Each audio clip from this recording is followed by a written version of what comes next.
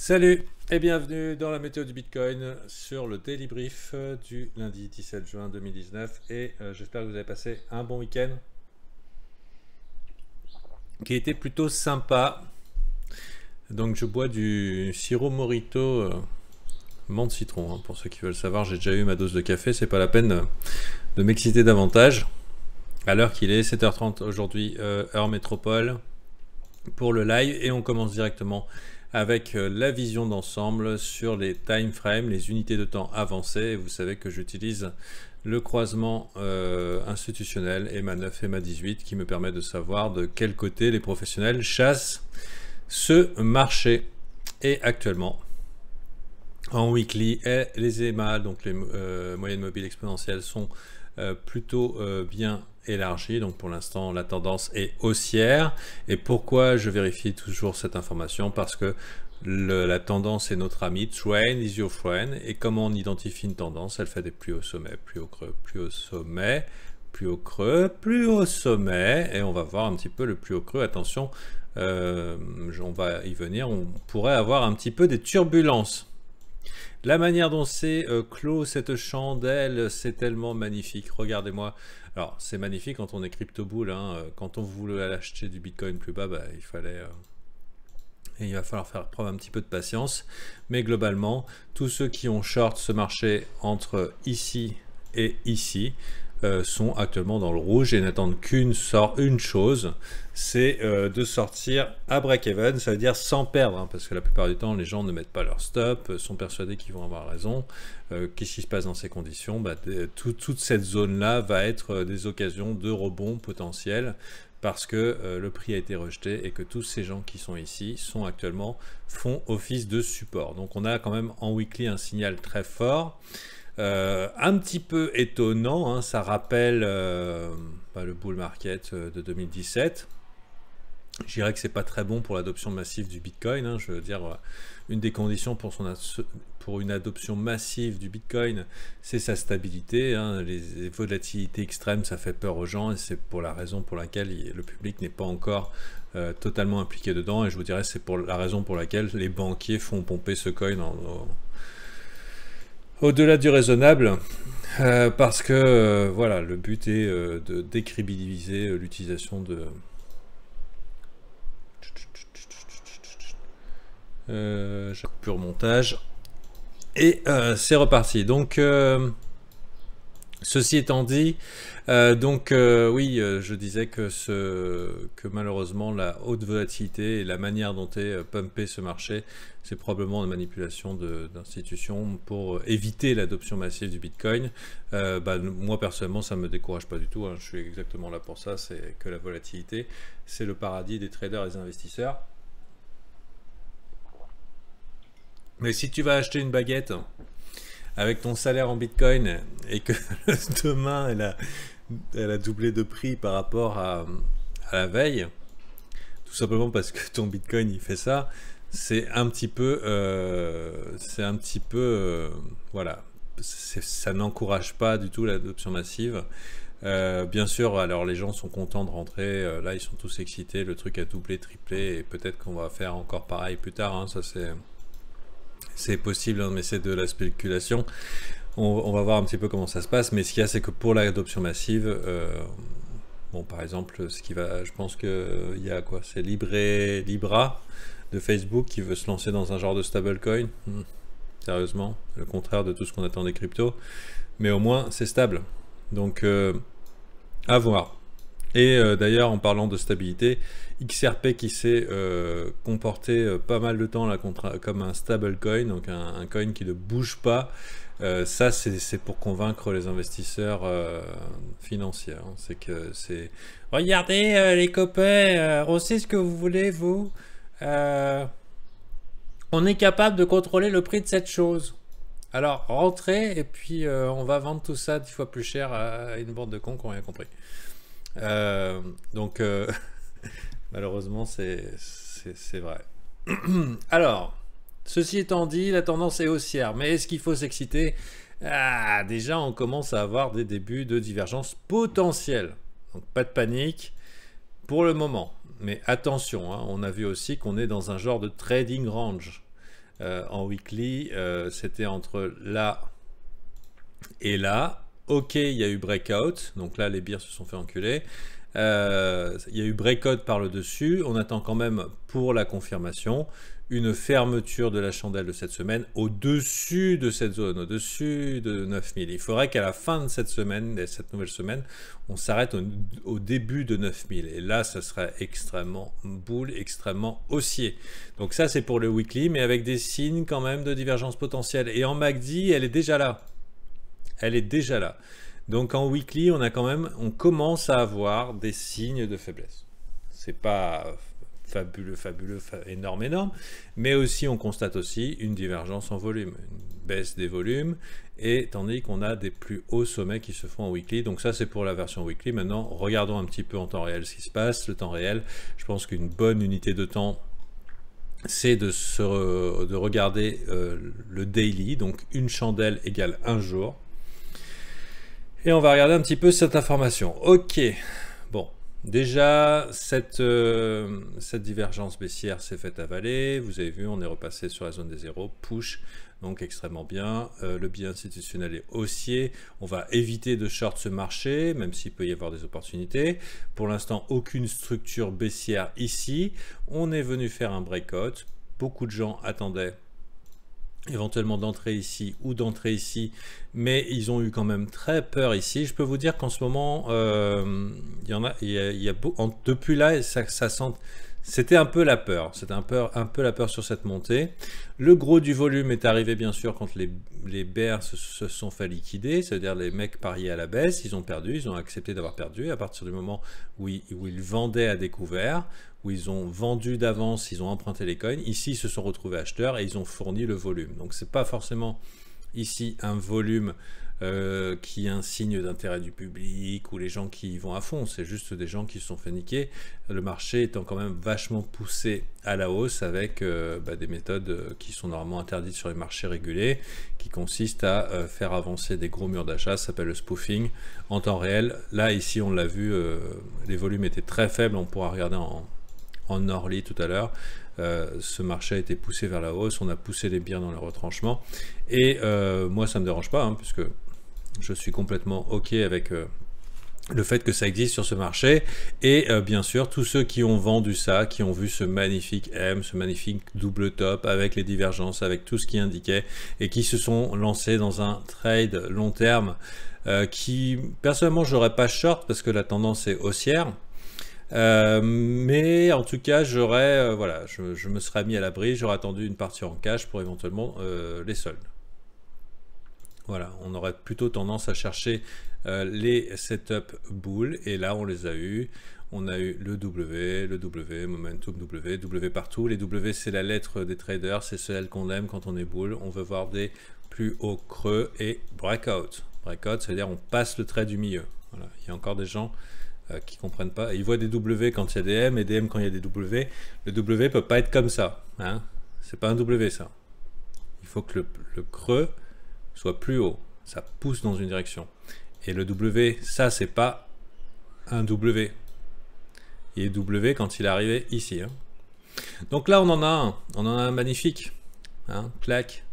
Poum. Breakout. Et ceux qui font des breakout trades sont très friands de ce genre de choses. Le problème, c'est que normalement, on vient tester les necklines, on vient tester les lignes de coup, et il faudrait qu'on soit sûr de ne pas rentrer dans le range. Si on rentre dans le range, il y a de fortes chances qu'on revienne tester au moins cette zone. Vous voyez ici ce gros doigt là, ce point de contrôle, la zone d'intérêt qui fonctionne comme un aimant. Il faudrait voir si ce marché se maintient, fasse un petit peu de consolidation dans cette zone et continue à partir. Je vous rappelle aussi qu'on a le Big Fat Round Number, le gros chiffre rond bien gras. Les gens adorent ça et probablement ne lâcheront pas l'affaire tant qu'on n'y sera pas venu. Le problème de cette situation, parce qu'on est vraiment en train de tirer sur l'élastique, c'est qu'il y a des chances que ça nous fasse ça en une heure. Voilà. Donc accrochez-vous à vos slips, prenez profit ou sécurisez avec des stops. En tout cas, il risque d'y avoir des turbulences, à mon avis, et je pense qu'il y a pas mal de bears là qui ont besoin d'être liquidés. On regarde aussi le MACD. Le MACD, il aurait besoin de quelque chose comme ça pour nous dire que effectivement, voilà, ce marché a encore un petit peu de fuel. Voilà. En tout cas, pour le moment, c'est ce que je vois. On a break la trendline. Il y avait peut-être le signal d'achat qui était un petit peu évident ici. On a cette ligne de tendance baissière sur le RSI. C'est fait break ici. Regardez, ça c'est un signal extrêmement fort avec le croisement des EMA. Et donc voilà. Est-ce que rentrer ici maintenant, c'est vraiment raisonnable? Personnellement, il y a des breakout traders.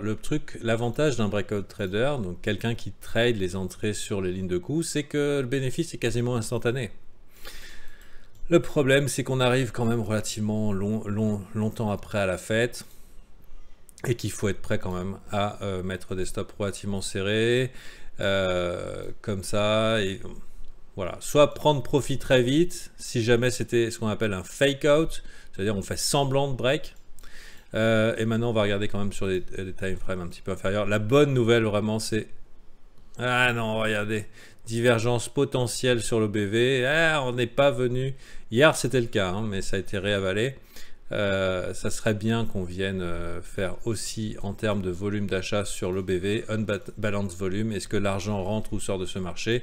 On a fait un plus haut sommet dans le prix. On voudrait voir un plus haut sommet aussi au niveau des achats de volume. Donc pour l'instant, on sait pas très encourageant, mais la tendance est haussière et trend is your friend.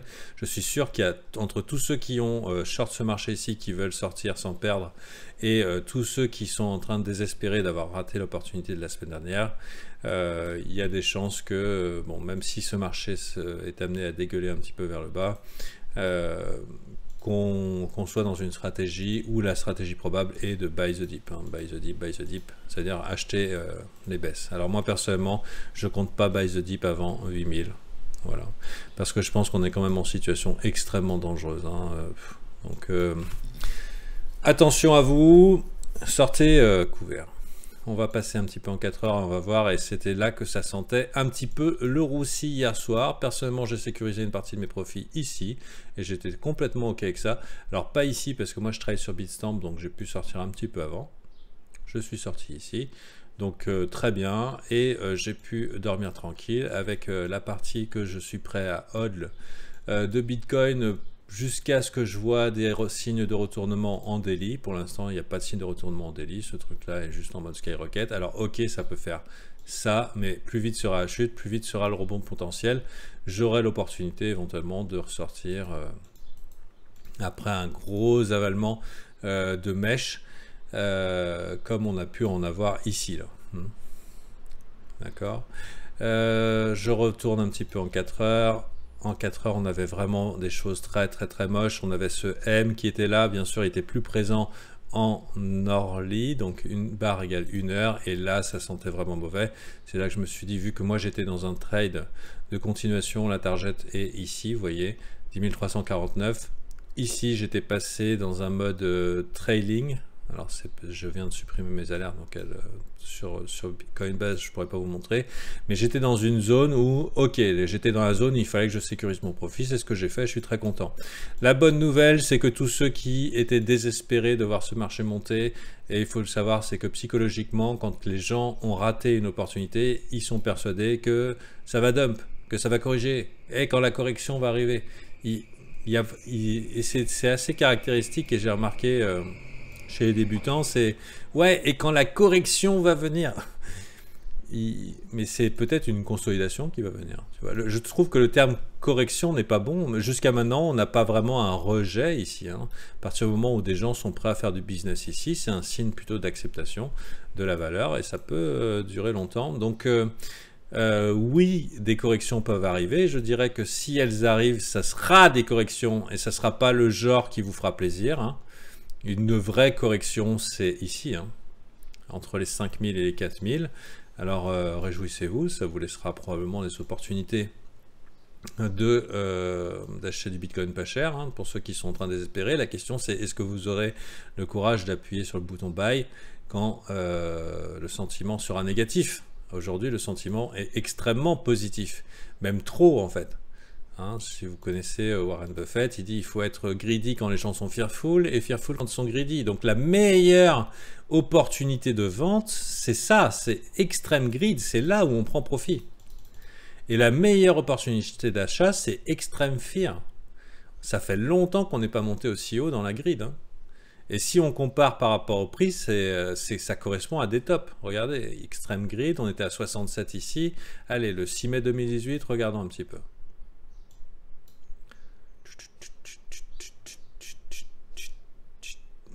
Poum. On en est là. Et je veux dire, d'un point de vue daily, hein, si on comparait le daily et le weekly, on fait, hop, breakout. Poum, 2 jours ça hésite et oh, grosse dégueulasserie. Ça vous rappelle quelque chose? Alors oui, c'est un W, oui, c'est un plus haut sommet, mais rien ne garantit que ça soit pas un piège à couillon. Donc prudence, prudence extrême, surtout dans ces niveaux-là. Moi-même, par sécurité, si ça venait à paniquer, je vous ai dit, j'ai un peu de Bitcoin en mode hodl, mais par sécurité, j'ai mis un stop ici à get the fuck out. C'est le truc, voilà, le truc que j'ai pas envie de voir arriver. Si on perd 7400, à mon avis, il y aura quand même des signes de résistance ici. J'aurai le temps d'adapter éventuellement mon plan sur le court terme. Mais en cas de panique, si je me réveille et que le truc est là, j'aurais pas tout perdu. Hein. Vous comprenez? Bien sûr, aujourd'hui, est-ce qu'on achète ce marché ici? Non, en général, on achète les pullbacks. Et le premier pullback à acheter, c'est un 0,382. Voilà. Mais comme je vous dis, en 4 heures, on voit clairement que les bears d'hier, ceux qui ont voulu short ce marché, les bears, pardon, pas les bières, ceux qui ont voulu short ce marché, qui ont raté l'opportunité, les mecs qui ratent une opportunité disent « Ouais, ça va tomber, c'est la correction » et hop, ils passent en mode short. Mais rater une opportunité ne signifie pas que c'est une bonne opportunité de vente.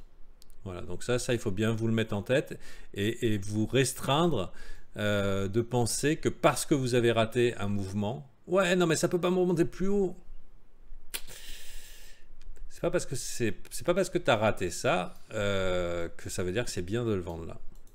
Et du coup, j'étais pas étonné hein, quand j'ai vu les potes hier sur l'espace VIP. Je leur ai dit, demain, il y a 2 chances. Hein. Soit on se réveille à 8000, soit on se réveille à 10 000. Bon, ben, il a choisi à pas bouger. Mais ce qu'il y a, c'est qu'il y a déjà des gens qui sont coincés. Alors attention, ici, vous voyez, il n'y a pas de divergence pour renforcer ce mouvement baissier pour l'instant. Si on venait aller plus haut, on l'aurait. On aurait clairement une divergence. Le RSI ferait ça. Divergence comme ça. On passe au-dessus, alors qu'ici on fait des plus hauts sommets, ici on fait des plus bas sommets. Pareil pour MACD, ça ferait ça, hop. Donc, et là, on poserait un M, et attention, muchachos, hein, ça pourrait être vraiment moche. Par contre, ici, les bears sont en confiance. Il faut bear comme pair. On est dans la zone de rechargement des shorts. Donc, ok, tous ceux qui sont là sont piégés. Mais c'est normal qu'on voit cette chandelle là, qui commence à se montrer comme un hammer inversé, un marteau inversé, donc qui est un signe de réjection ici. C'est normal que les mecs ont envie de recharger leur short, puisque le trader ne prévoit pas l'avenir, mais il se met en position de gagner plus que ce qu'il va perdre. Donc à partir du moment où il a pu rentrer ici, il se dit, ok, quel est le potentiel de gain là-dessus? C'est-à-dire, je suis ok pour avoir tort ici. Le gars, il peut perdre 1,37%. Oh là là, quelle perte phénoménale, tandis que si on regarde un petit peu où ce marché peut baisser, bah, tu fais un FIB pareil, zone de rechargement des longues, parce que les mecs professionnels qui veulent long ce marché et qui veulent rentrer dans ce marché, normalement le feront ici. Voilà. Et leur potentiel de gain actuellement est à peu près comme ça. On va mettre à 0,618. Disons que c'était une target courte. Ça veut dire que les mecs qui sont en train de short ce marché, ils peuvent se permettre de perdre 9 fois sur 10. Enfin, 7 fois sur 10. 7 fois sur 8. Et ils gagnent encore des sous. Parce que pour chaque dollar risqué, il y a 8 dollars de gain potentiel. Donc autant vous dire que accrochez-vous à vos slips parce qu'ici il y a quand même un peu le vide intersidéral. Je ne conseille pas de short, mais je comprends pourquoi des professionnels seraient intéressés pour le faire ici. Même si à mon avis les bears sont plutôt mal barrés et qu'ils sont en mode victime. Hein. C'est tous ceux qui veulent choper le top. vont se faire liquider très probablement, jusqu'à ce que plus personne ne croit que ça peut tomber. Bon, à mon avis quand même, l'extrême grid là, attention, attention. Donc voilà, dans tous les cas, mettez-vous en situation de force. C'est pour ça que personnellement, j'ai pris une partie de mes profits. Je serais prêt à prendre un peu plus de profits dans la zone de 10 000, ou en tout cas à sécuriser mes stops sur mes holdings BTC. Tout en essayant de rider la vague, c'est-à-dire de ne pas me faire sortir sur un petit tchic-tchic, hein. Mais voilà, d'avoir un petit peu de dollars en cas de gros soldes, ça peut être très intéressant, et je pense que la météo du Bitcoin va s'arrêter ici pour aujourd'hui. On va parler altcoin. On va parler altcoin parce que je pense qu'on arrive dans une zone intéressante. Alors s'il y a le grand vomi, hein, alors par contre en day trading, en très court terme, le BTC c'est fabuleux là en ce moment. Il y a des mouvements toute la journée, ça dump, ça remonte, enfin voilà, il y a des choses à faire. Voilà, donc si ce truc-là venait à descendre, je pense que vraiment les alts, ça serait l'affaire du siècle. Il y a vraiment des alts qui sont en train de poser des bottoms qui sont magnifiques et tout, mais bon, ça, on va voir ça avec les membres VIP, selon leurs intérêts et selon les demandes d'analyse qu'ils ont envie d'avoir. En attendant, je vous donne rendez-vous demain, et peut-être je ferai une autre petite vidéo pour le public cette semaine. Attention, pour l'instant la météo, j'ai pas d'image, je mets un peu s'il va y avoir de la pluie, machin et tout. Pour l'instant c'est voilà, pour l'instant c'est boule, mais ça veut pas dire qu'il faut investir. Et je vous recommande la vidéo sur quel coin acheter, débutant crypto, quel coin acheter. Voilà, donc on va regarder Neo USD. Juliane, ça tombe bien parce que je suis extrêmement bull sur Neo. Et ça ne veut pas dire qu'il faut acheter maintenant. Ça, c'est des subtilités que je vais voir avec les membres VIP.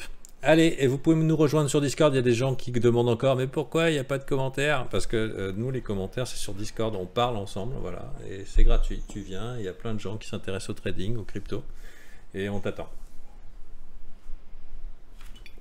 À demain pour la météo du Bitcoin.